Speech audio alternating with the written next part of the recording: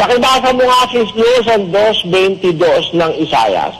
Layuan ninyo ang tao na ang hinga ay nasa kanyang mga butas ng ilong, sapagkat sa ano pahahalagahan siya? Ayan. Kanino yan sinasabi ng Diyos? Sa tao po, Brad Eli. Kung sa tao, dahil lalayo ka sa kapwa mo tao. Eh, pag sinama mo ang anghel dyan, yung anghel dilagwadya, lalayuan ka. Yung tao po na ang hininga wala sa butas ng ilong. Yun ang kausap. Opo. Very good. Alin yung tao na yon? Nilalang ng Diyos sa katwiran. Sa kapanalan, Opo. ng katotohanan na ibinihis mo. At pag nakabihis ka na nun, meron ka ng tao na walang butas ng ilong dahil walang laman.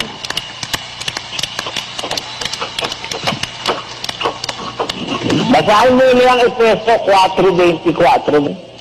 At kayo'y mga bihis ng bagong pagkatao na ayon sa Diyos ay nilalang sa katwiran at sa kabanalan ng katotohanan. O, pag nakabihis na sa'yo yan, meron ka ng tao sa'yo na walang hininga sa butas ng ilong. Dahil hindi nangangailangan niya ng hininga dahil ay nilalang sa katwiran, sa kabanalan ng katotohanan. Pag meron ka na yan, ang utos sa'yo, layuan mo yung tao na ang hininga ay nasa butas ng ilong. Brad Eli, yung mga tao na ang hininga ay nasa butas ng ilong, kailan po madidistinguish na sila ang hininga ay nasa butas ng ilong? Basta't wala silang katwiran. Hindi sabihin mga taong walang katwiran. Mga tao na hindi sumusunod sa Diyos. Ba't ka sasama sa lasenggo? Opo. Ba't ka sasama sa babaero? Pala yun. Sasama ka ba sa drug addict? Di po. Sa magagalitin, sasama ka? Di po. Basahin mo sa Kawikaan. Huwag kang makipagkaibigan sa taong magagalitin at sa mainiting tao ay huwag kang sasama. Sasama ka o hindi? Hindi po. Lalayuan mo. Lalayuan po. Pagka magagalitin at mainitin. Tama? Tama po. Yun. Yun ang utos. Lalayo ka sa mga lasenggo. Lalayuan mo mga drug addict. Pero sino ang sasamahan mo? Ang sasamahan po, yung kapareho pong nagbihis ng bagong tao. Yan ang dapat maintindihan. Kaya ang salita ng Diyos, kung hindi mo alam ang hagkis ng kanyang pagsasalita, you will end up in misery, you will end up sa pagkakamali, at alam mo, puro doubt ang nasa isip mo.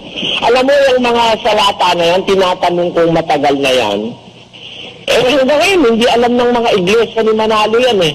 Tanong mo sa kanila, bakit sinabi layuan ng tao? Sino ngayon nasasamahan mo? Puro naman tayo tao may hininga sa butas ng ilong. Sino pa ang sasamahan mo? Lahat ng tao mayroon hininga sa butas ng ilong. Kaya hindi maituro ni Manalo yan, hindi maituro ng Katoliko yan, hindi maituro ng kahit na sino yan. Kasi lahat naman ng tao mayroong hininga sa butas ng ilong eh. Lalayuan mo, ikaw man may hininga sa butas ng ilong, pati yung sarili mo, layuan mo rin, tanga. Pero meron palang tao, walang butas ng ilong dahil walang laman at buto. Dahil tao siya na nilalang sa katwiran, sa kabanalan ng katotohanan. Mas maganda nga ang translation sa English eh. And that ye put on the new man. How is it called in English? New man. Is it man? Yes, Brother Eli. What kind of a man? A new man. Created from the dust of the ground? No. Created in righteousness and true holiness. So the essence of that man which you can put on is the essence are righteousness and true holiness. Amen? Amen. Amen. Is that man with flesh and bones? No. Oh. It is the image of God, righteousness and holiness, and that is called in the Bible as new man. It is a man. So, the real meaning of the word man is not known to many, even unto Moses. We have known it through the Apostle Paul, who have had a direct audience with God in paradise.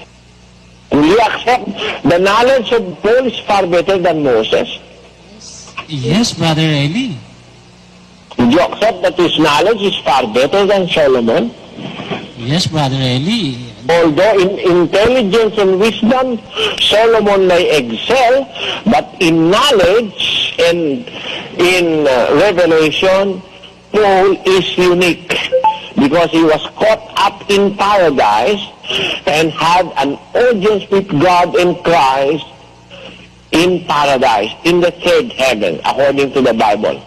That man was caught up in heaven without a body.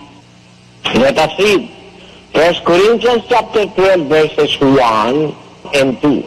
It is not expedient for me, doubtless, to glory. I will come to visions and revelations of the Lord. I knew a man in Christ about 14 years ago.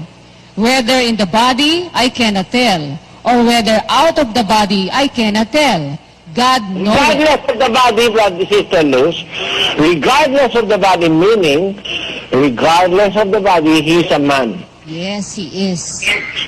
Yes. Now, let us read again verse 2 and continue. I knew a man in Christ about 14 years ago. Whether in the body, I cannot tell, or whether out of the body, I cannot tell. God knoweth. Such a one caught up to the third heaven. You see, on verse 4, let us read. How that he was caught up into paradise, and heard unspeakable words, which it is not lawful for a man to utter. Did that man enter paradise? Sister Luz? Yes, he entered paradise. But he heard words which are unspeakable words, and it is not lawful for a man to utter. Amen? Amen. So, the one who heard is a man. Amen? Amen. Was he able to enter paradise? Yes. He entered paradise ahead of the thief that was promised by our Lord Jesus Christ to be with him in paradise. Amen? Amen. And that man is the man in Apostle Paul, Yes. Amen. minus the body. Because flesh and blood cannot enter the kingdom of God. Amen? Amen. So when we speak of the word man, it doesn't necessarily follow that man has flesh and bones. There is a very much 100% possibility that there is a kind of man without body of flesh and bones. Amen? Amen. So, if we just understand God's word, let us make man in our image after our likeness. So, that man is a different man in the perception of people that reads the verse. Because, mind you, this verse was not spoken by God to a man. Yes. He speaks to a co-creator. Let us make man. So it is not marvelous that almost all the world have not understood Genesis 1:26, because those words were spoken by God not to man, but to a co-creator. And it was interpreted by Moses to be Adam. Sister Luz. Yes. In 2:7 of the book of Genesis, he said, And the Lord God formed man of the dust of the ground and breathed into his nostrils. how Moses has misunderstood God's word. Yes. You see that? Yes, Brother Eli. Moses said that the Lord God formed man out of the dust of the ground. He's speaking of Adam. And we are not contesting that, Sister Luz. We believe that Adam was formed from the dust of the ground. Amen. See? Amen. But there is a man that was not formed from the dust of the ground. There is a man that was made from the likeness and the image of God. Amen? Amen. Is there such a man? There is. There must be, because when God speaks, it will come into reality. Amen? Amen. Now, there is a proof that what God speaks is not known to man sometimes, unless God bestow on you the understanding that you need in order to understand His words. For example, when the Bible said that they will not be twain, but one flesh, according to Genesis chapter 2. They will not be twain, but one flesh. Genesis 2:24, let us read that, Sister Luz. Therefore shall a man leave his father and his mother, and shall cleave unto his wife, and they shall be one flesh. See, that was interpreted by Moses to be the relationship of Adam and Eve. Right? Yes, Brother Eli. Correct. But later, the Apostle Paul received a revelation, a more glorious and greater revelation than Moses had received, and he interpreted that another way.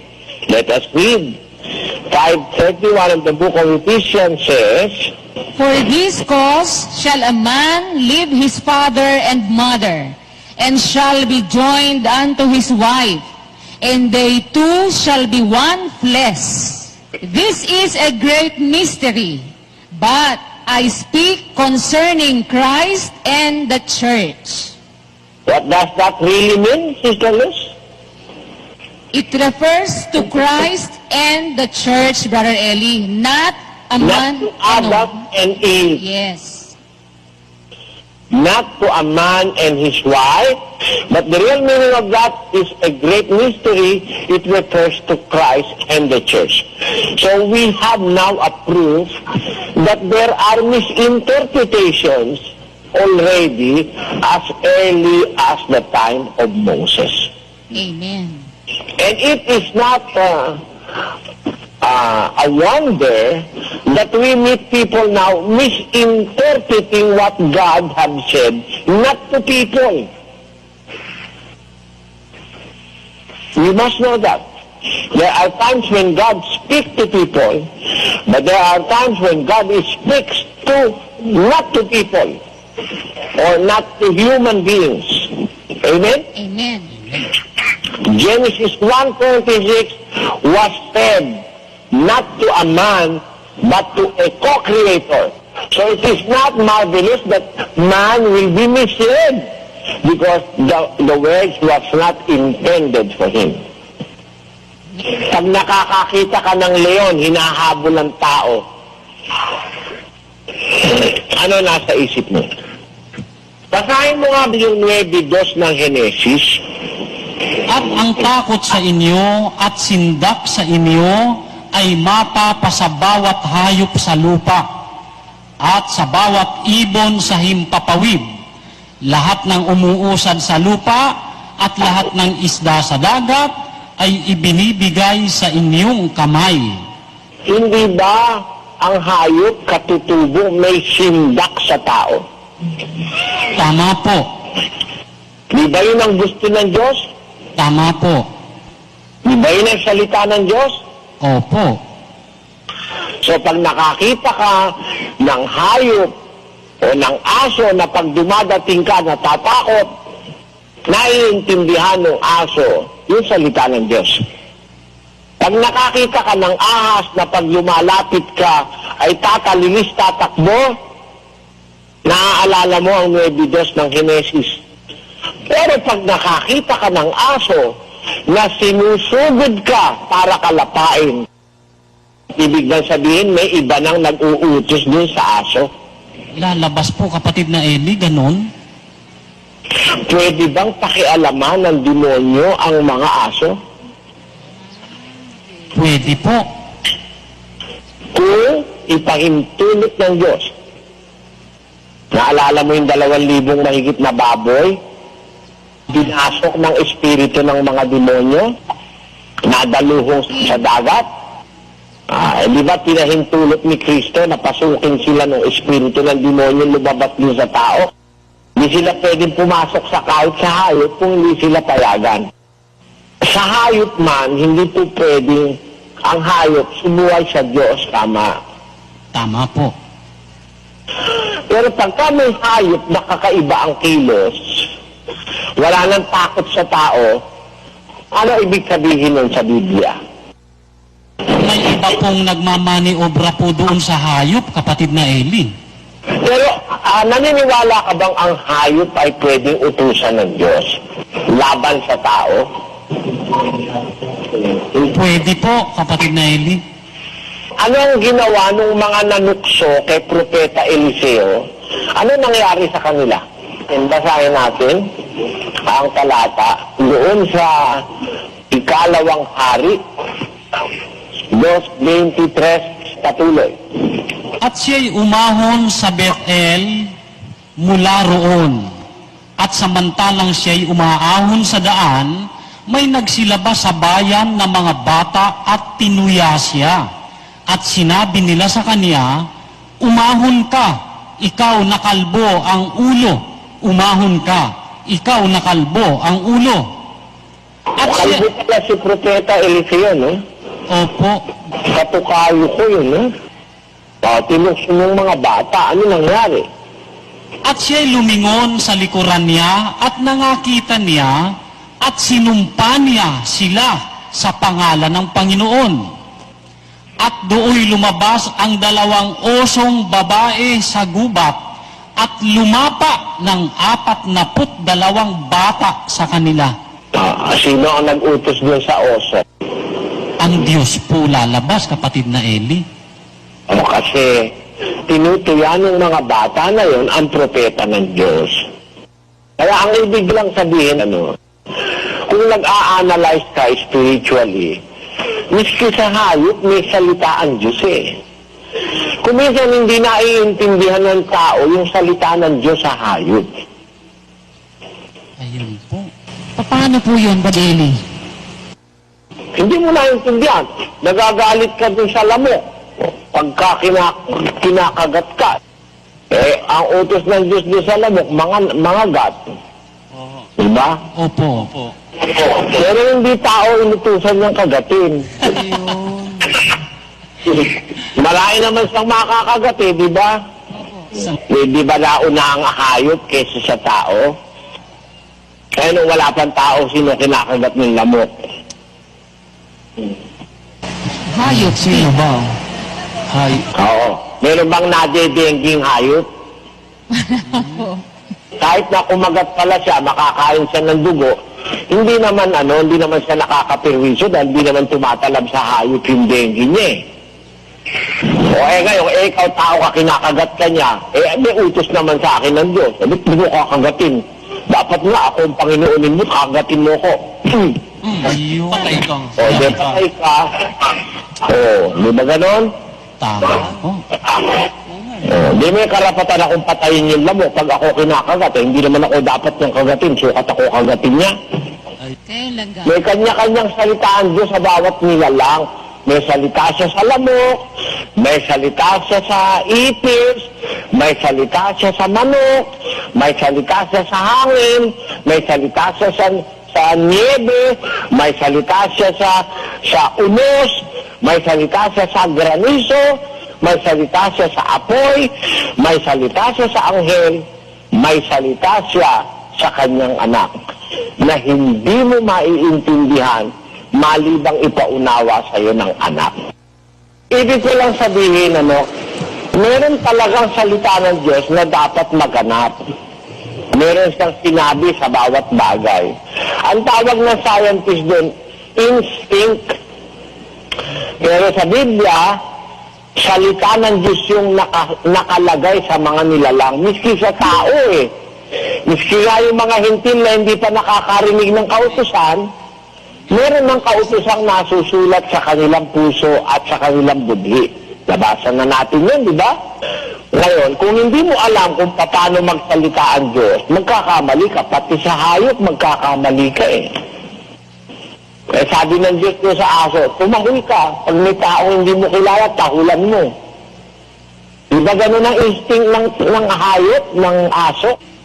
Pero pagka nakakita ka ng asong ayaw tumahol, ano ibig mo sabihin nun? Sumusuway sa utos ng Diyos yung aso. Oo. Kagaya ni Manalo. Ayun. Basahin natin ang Isayas. 56 hanggang 11. Ang kaniyang mga bantay ay mga bulag. Silang lahat ay walang kaalaman. Silang lahat ay mga piping aso. Sila'y hindi makatahol, mapanaginipin, mapaghiga, maibigin sa pag-idlip. Oo, ang mga aso ay matatakaw. Sila'y kailanman ay walang kabusugan. At ang mga ito ay mga pastor na hindi nakakaunawa. Sila'y nagsilikong lahat sa kanilang sariling daan na mula sa lahat ng dako, bawat isa'y sa kaniyang pakinabang. Meron palang aso hindi tumatahol, hindi makatahol. Yan ang ibig ko sabihin. Kasi hindi alam nila yung salita ng Diyos. Wala sa kanila yung salita ng Diyos o iwinala na nila yung salita ng Diyos sa kanilang buhay. Para na lang yan na aso na nanunugod na ng tao, parang leon na ang gusto ng kainin ay tao, na wala na yung salita ng Diyos sa kanya. Yun po.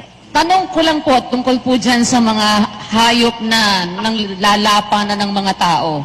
Paano po nila naiwala yung, kagaya na sinabi nyo, na pagkakilala nila sa utos ng Diyos, na irerespeto yung tao?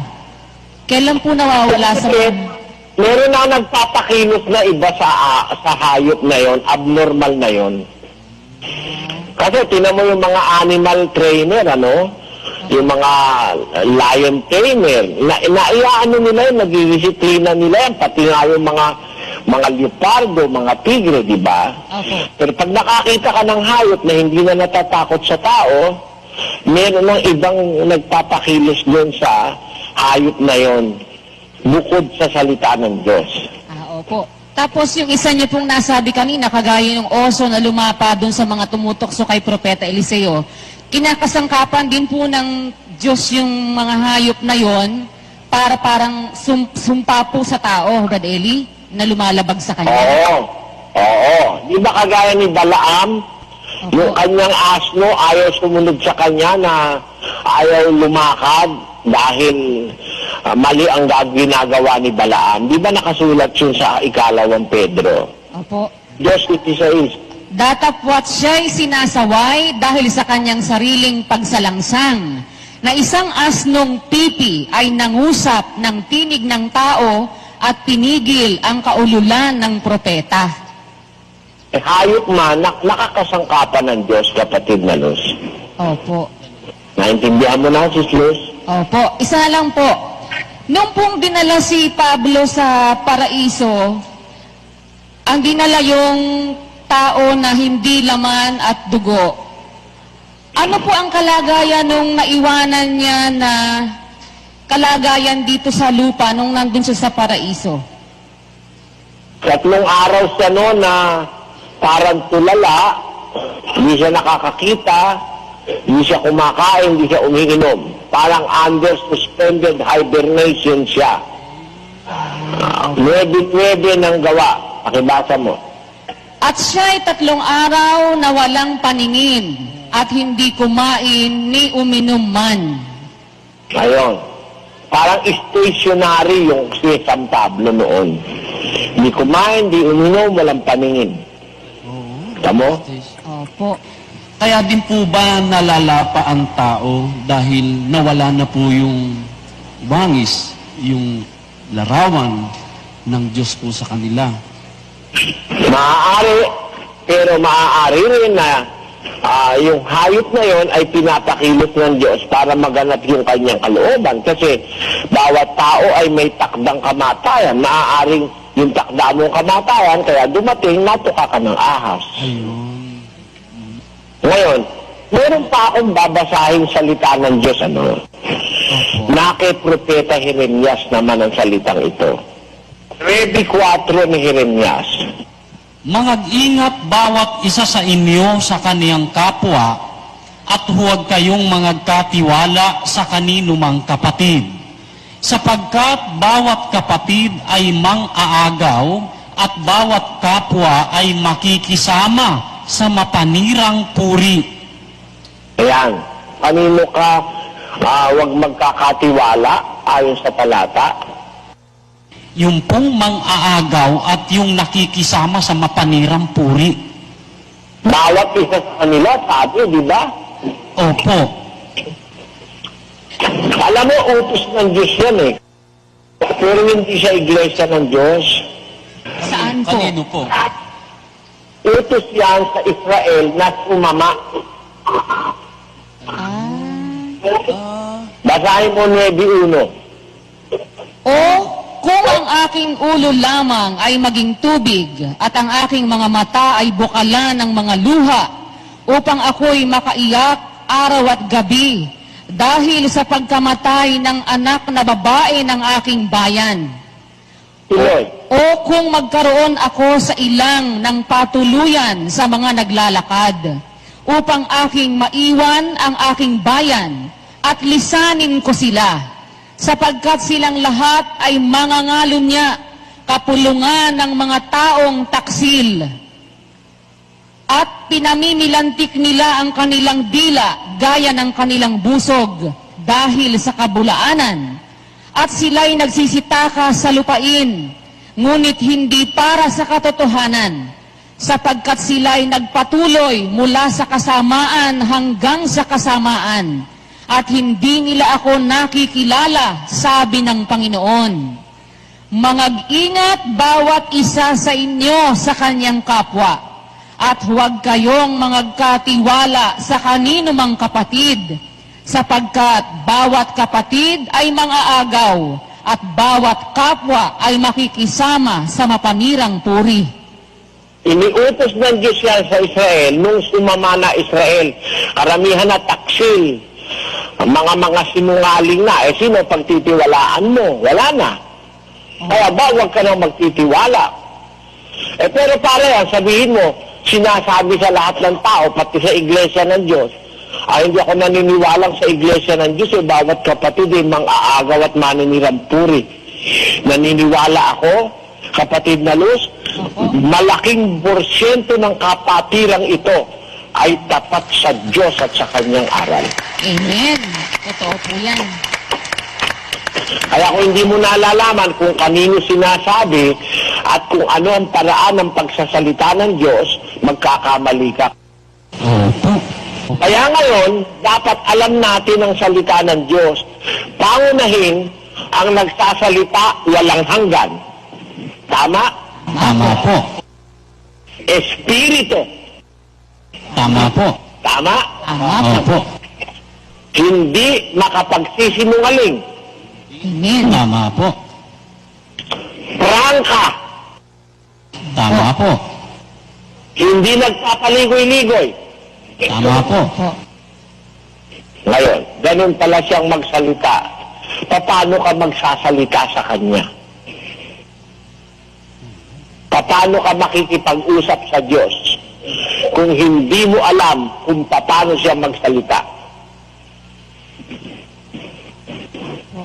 Diba?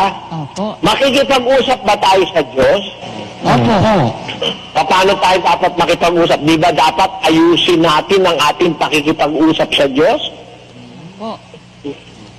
Basahin mo ang 50:23 ng awit.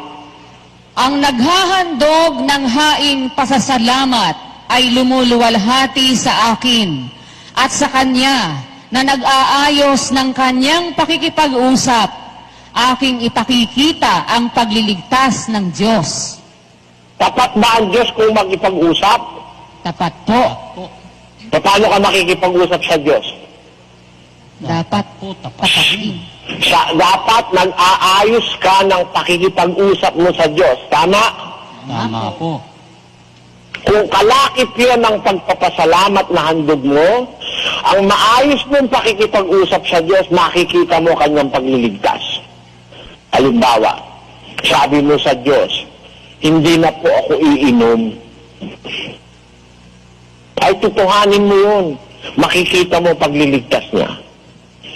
Sinabi mo sa Diyos, taon-taon po magpapasalamat ako sa iyo. Sinusunod mo ba? Makikita mo pagliligtas ng Diyos. Sinabi mo sa Diyos, ito pong alay kong ito bahaging ito, bibigay ko po sa gawain, ihahandog ko po sa iyong gawain. Ayusin mo, huwag mong pagpapaliban, huwag mong iaatras. Sinabi mo sa Diyos, hindi na po ako maninigarilyo. Ayusin mo, kasi hindi siya napabibiro. Napakahalagang malaman natin kung paano siya nagsasalita. Ganon din tayo dapat magsalita sa Kanya. Tingnan mo ang Diyos kung magsalita, no? Maiksi na malaman. Tama? Tama po. Kaya yung panalangin sa Diyos, dapat hindi mahabang-mahaba eh. Ulit-ulit. Hindi naman ganun ang Diyos eh. Kung magsalita ang Diyos, napakalaman eh. Mapalad ang nagbibigay kaysa sa tumatanggap. Hindi ba napakaraming laman nun? It is blessed to give than to receive. Salita ng Diyos yun. Analyze mo. Short na short, pero napakaraming laman. Isang mundong kabutihan ng laman nun.